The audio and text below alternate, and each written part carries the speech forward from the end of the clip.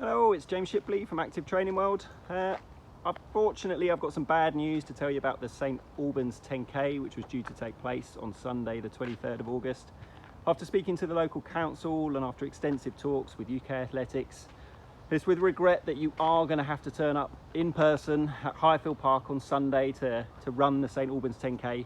We know after the last year, you've been used to doing virtual runs and having events cancelled on you, and getting to do the runs in your own time and all that sort of stuff, but we do expect you to turn up on Sunday to run in the St Albans 10K here at Highfield Park. Yes, the event is taking place as planned. It's going to be a real life event with real life people. Sorry for the little tease there, I couldn't resist. But yeah, we're super excited to be putting this event on, and we know lots of the runners are very, very excited to be joining us on Sunday. Okay, so we're here at Highfield Park. I'm going to be doing the event brief online. This is one of the ideas of UK Athletics. Basically, when we normally do an event brief, there's normally a big gathering of people as they listen around to hear the rules and the event plan and all that sort of stuff, and that's what we're trying to avoid. So we're going to do it online, so you can watch this before you attend on Sunday. There will be getting a race information pack as well, which will detail pretty much everything I'm going to say on top of this, but be good just so you can familiarise yourself with the surroundings and stuff before you turn up on Sunday. So I'm going to walk you through it. Okay, so we've got effectively two races taking place on Sunday. So we have anybody who thinks they're going to run under 50 minutes is going to take part in race 1, and anybody who's expecting to run over 50 minutes will take part in race 2 a little later in the morning. Okay, so the sub 50-minute runners, they're going to start about 9 o'clock in waves, and then the over 50-minute runners are going to start from 10:15. So we do want you to arrive at different times to register, just so we can limit the number of people that are going to be at the venue here at Highfield Park. If you look behind me, you'll see a little pathway that leads to the car park. So when you arrive here, the parking marshals will help you find a parking spot, and then you're going to walk down that path behind me, and you're going to head into our event village over this way. So this is where things are going to start getting a little bit different to how you would normally expect an event to happen. Behind me is just a big huge field. We haven't actually set up the event village already, so you will need to use your imagination a little bit. So what's going to happen here is just over my shoulder here, as soon as you get into the field, there's going to be a registration area. So when you turn up to register, they'll have all the packs in alphabetical order by surname. So if you give the surname and the first name that you used when you booked online, they'll give you a pack. Inside that pack will just be a race number. On the back of the race number will be a timing chip, so you don't have to fix anything or anything like that with your timing chip. It'll already be in place on the race number, and there'll be four pins inside to attach your race number to the front of your vest. Please don't put it on your shorts or anything like that. We've seen all that sort of stuff happen at events before. We do need it on your chest. We point the antenna to pick up these timing chips at sort of chest height, so please make sure you put it on the front of your t-shirt. There will be a space to put your medical details on the back, but you will need to bring your own pen if you want to fill those in. We do have all your medical details from the booking form, but if you are going to fill those details in, make sure you bring a pen with you. Okay, so the registration will be here behind me. After that, you're going to get to a hand sanitizing station, and there's going to be a few of these throughout the event village. So after you picked up your pack, we want you to use the hand sanitizers before you enter the rest of the event village. Now behind me, you're going to see this is a huge field, which is one of the reasons we chose this venue to be holding one of our first events. It's a big, massive field. But what we aren't going to do is just let you have a free run of the space. Here, your race numbers are all going to have one of 6 colours on them, and there's going to be 6 holding pens around the event village with plenty of space in them. What we want you to do is, after you register, we want you to go straight to your holding pen. So you'll be in that pen area with some other runners. This isn't going to be a normal event, I'm afraid, where you can turn up and you can congregate and meet with your friends, your family, other club members, all that sort of thing. Unfortunately not. You're actually going to be in the pens for the majority of the time you're in the event village.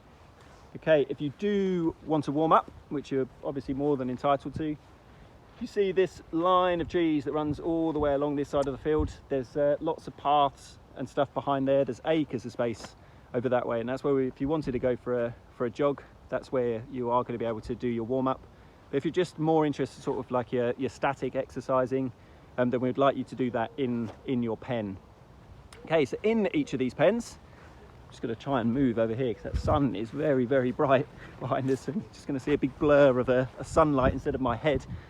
Inside each of those holding pens, we're going to put 2 toilet cubicles, so you don't have to try and fight for toilet cubicles like you normally do at an event village. They'll have 2 in every single pen, and next to those there's also going to be some more hand sanitizing stations. So the idea with the toilets, before you go into the toilet, we want you to use the hand sanitizer, then go and use the toilets. There'll also be a dispenser, soap dispenser inside the toilet for you to use.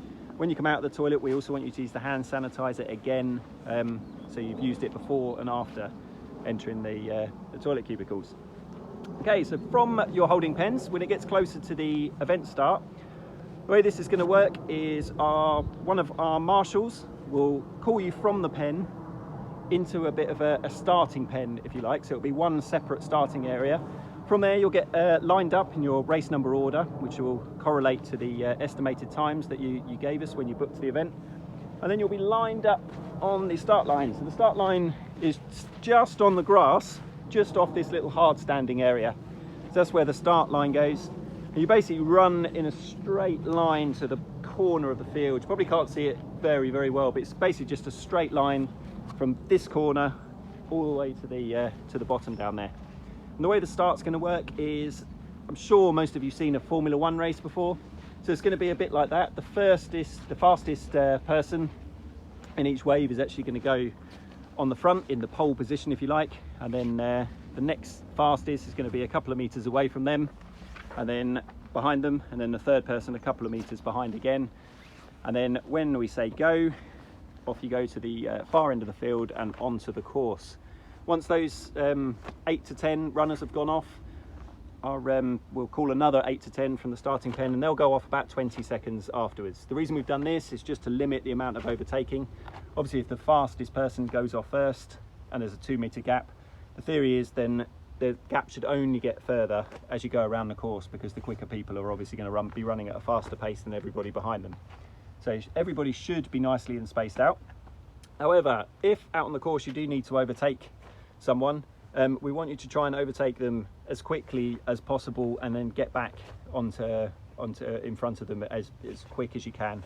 For that reason, when you're running, although sometimes you can run in the middle of the paths and all that sort of stuff, we do need you to keep to the side as best as you can, just to allow other people to overtake you if absolutely necessary. And of course, there could be members of the public as well, so they're not in this race, they haven't paid to be there, they're just out for their leisurely walks or whatever. We will have marshals in place telling them where to walk, but please can you just be considerate to other pathway users, and try and tuck in as much as you can to the side of the path to give as much space as you possibly can.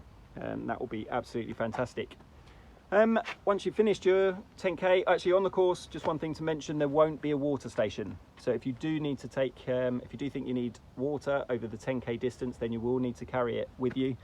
That's another one of the guidelines from UK Athletics, is to limit the amount of water stations out on the course. And for a 10k, they've deemed it that you don't need to have a water station for a 10k. So if you do want to have water, you're more than entitled to. You'll just need to carry it with you on either some sort of utility belt, or take a bottle with you. Okay, so once you've finished your race, you'll finish in exactly the same place you started, on the same start line. After there, you're going to have a table, and it will be self-served to pick up your well-earned medal and a sealed bottle of water. After that, the really unfortunate bit, and I hate having to say it to you, but we do want you to go home as quickly as you possibly can. It's not the sort of race at the moment where you can hang around and cheer your friends and family and all that sort of stuff across the line. Unfortunately, this race isn't taking place because there is no risk of COVID-19. The race is taking place because we've managed to put in enough plans and done all our risk assessments to actually really minimise the risk of spreading COVID-19. And that means not having people gathering together. So on the finish line, you will not be able to hang around and cheer anybody else in. We do expect you to grab your medal, grab your bottle, and then make your way back to the car. If you are arriving and taking part in the event with other members of the family, your meeting point has to be by your car outside of the event village. Okay, so the 9 AM runners, they will all be finished pretty much by 10 AM because they've all put down that they can run sub 50 minutes. We expect you all to go back to the cars and go back home, and that will just leave the 10-15 runners in the event village. I believe the details will be in the race info. I believe we've asked you to register from round about 9 o'clock or 10 past 9, that sort of time, but the detail will be in the race info. That will just leave you guys in the event village in the 6 pens, and then you'll come up to the start line in the same way and start your race. One of the other things that you do need to know, and this is detailed in the race info, is there will not be any changing or baggage areas. Again, a baggage area is somewhere where people congregate and queue to pick up bags and everything, so UK Athletics have asked us to make sure there's no baggage areas. So we do need to put the onus back onto you, onto how you manage this. We obviously can't try and work out what 600 people are going to do with their trainers, their keys, the t-shirts and all this sort of stuff. So unfortunately we are going to have to put the onus back onto you to actually think ahead. What do I actually need to bring to this event?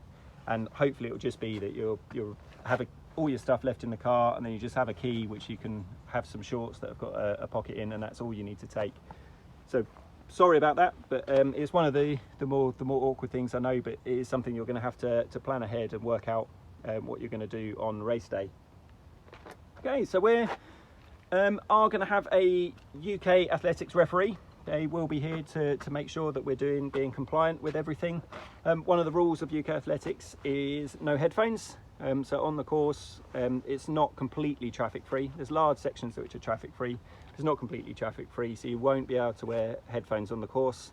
But you can wear these bone conductor headphones, which seem to magically play music through your cheekbones or something. I've never tried them myself, but apparently they work. And if you are someone who needs to run with headphones, then you are going to need to have bone conductor headphones.